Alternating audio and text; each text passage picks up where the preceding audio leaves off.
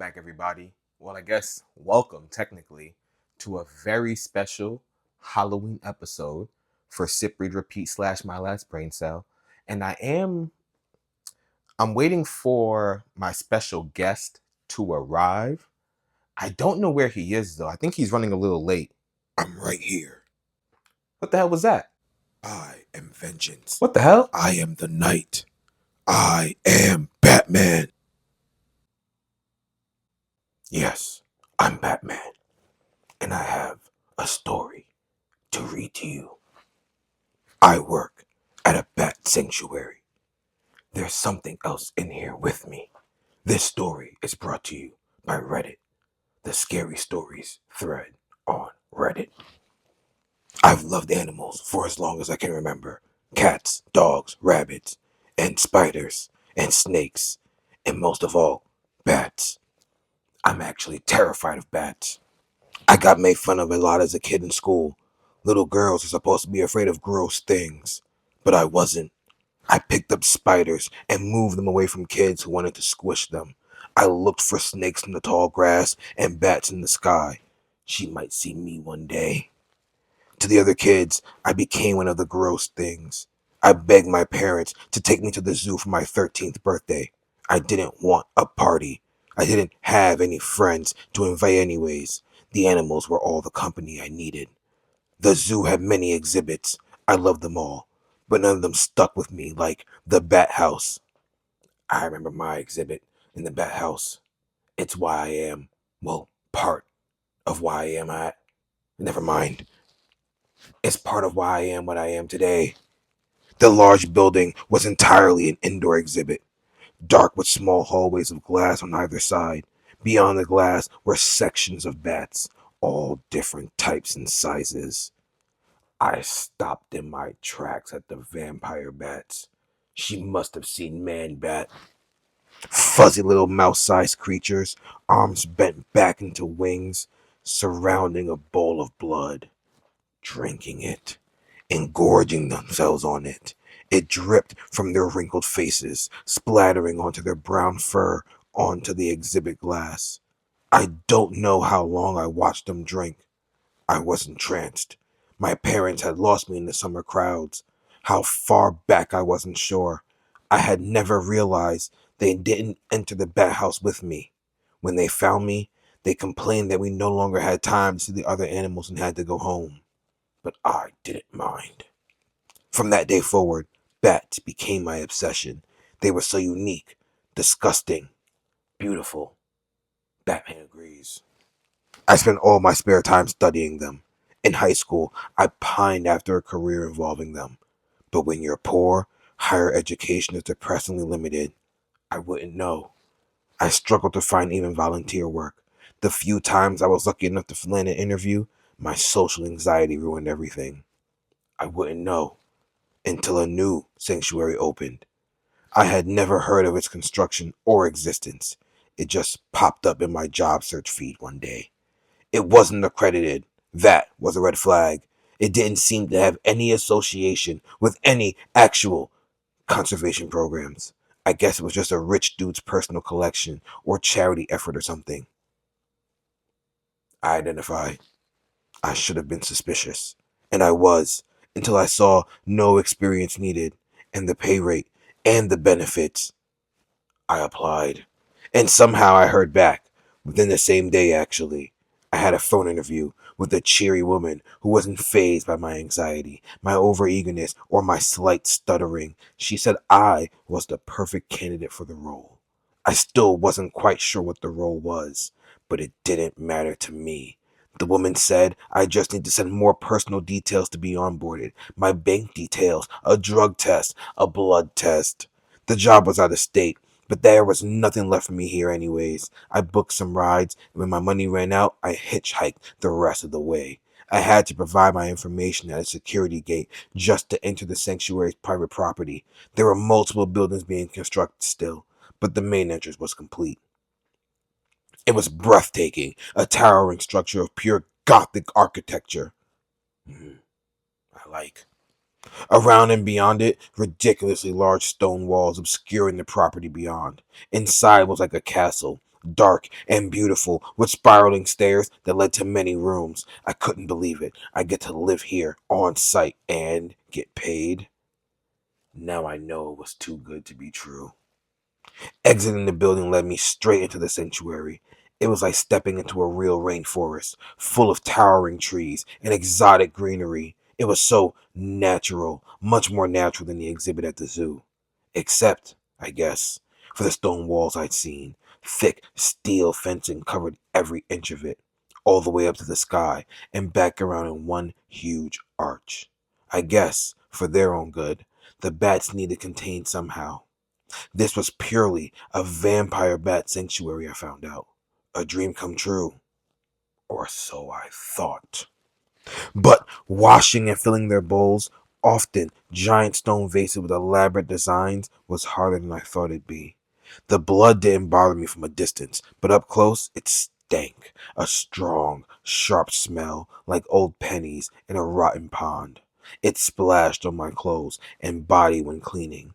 In the humidity of the gardens, I wiped sweat from my brow a few times, accidentally smearing blood on my face along with sweaty gnats and bugs.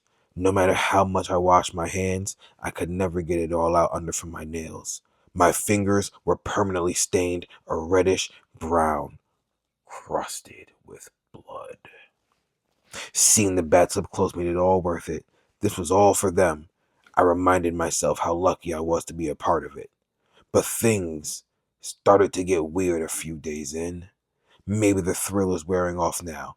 Maybe I'm going crazy from all the work on my shoulders. None of the other girls ever seem to work. To be honest, they all seem like total bitches. And it hasn't gone unnoticed how they laugh behind my back. I've been pulling double duty and working late into the night. There's always something to be done between caring for the bats and general maintenance of the garden's grounds. But there's something else in here with me. Sometimes I hear scuttling almost. The fence wires shaking around like something is bumping into them, climbing on them. The bats are way too small to make noise like that, and they prefer the trees anyways. In the past 3 days, at least once per night, I've had blood drip onto my head from high up.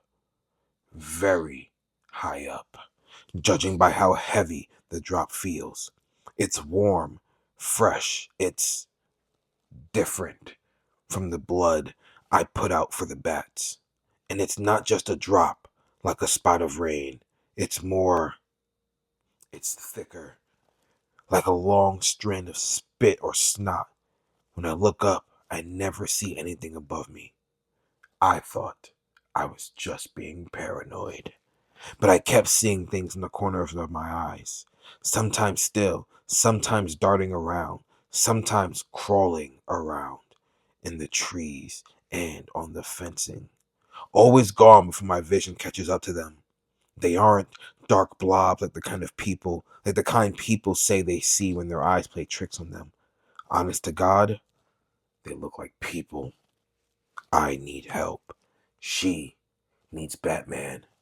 It's 2:45 a.m. An hour ago, I was finishing up my shift when I realized I can't open the door to the main building. My keys are missing from my hip. I've retraced all my steps and I can't find where I dropped them. I don't remember even hearing them drop. The stupid door is locked and no one responded to my banging. Hell, I don't even know if anyone could hear my banging. I went back to retracing my steps, but then the pathway lights went out. All of them. All at once. Tried finding my way back to the main building door. At least I would know where I was, but it's so dark. I just kept running into the trees and giant tropical leaves. The air is wrong tonight. Quiet. The kind of quiet darkness that swallows you up. I felt like I shouldn't even move, like something bad would happen if I did. I should have listened to that feeling. I heard the scuttling again, louder, faster, closer. Then the blood dripped onto me, more than it ever had. It didn't stop. I took my phone out my pocket. 7% battery life. The brightness of the screen lit up my surroundings, just enough to see the puddle of blood beside me, still dripping. I turned the flashlight setting on and followed the drip upwards. I don't know how to describe what I saw. It was too much, too fast. A face, pink and fleshy, wrinkled and folded, a gaping nose and a gaping maw of teeth, ugly, bloodied, bat-like. A body, hulking, like a giant bald ape. Not a man, but something similar, crawling on the fencing arch, holding on with the thick claws of its fingers and toes. It flinched from the light and looked right at me. I bolted. I screamed through the garden, using my phone to light the way to the door. I banged on the door and screamed, the most noise I've ever made in my life. But no one heard me. How the hell did no one hear me? I'm hunkered down between the entrance and a large tree. It's not much cover. I don't know if it will hide me, or for how long. I tried calling the police, but the operator just kept telling me to keep calm. They said they would send someone out, but I don't think they understand me. My flashlight shut off. The battery is too low for it to run. I can hear footsteps on the pathway. Something was whispering my name now. A man's voice, calm and even, raspy and wet, singing my name over and over, like I'm some lost pet. The footsteps are closer now. Stop hiding, the voice says. I just want a taste. Please, God, what do I do now? My phone is on 1%. Please, someone help me get out of here. Unfortunately, she didn't have Batman on her side. I was going to show you guys this amazing comic that I got. It's from Free Comic Book Day last year. Maybe this year. It feels like it was from last year. Shout out to a friend of the host that I had to kick out of here. But it has some amazing designs in time for Halloween. Happy Halloween to all of you from me, Batman, to you. Look at this. Look at this amazing artwork. It's incredible. There's a comic in here too. I won't read that, but just look at the art. Is that my boy? Looks like my boy. Doesn't matter. Anyway, Batman out.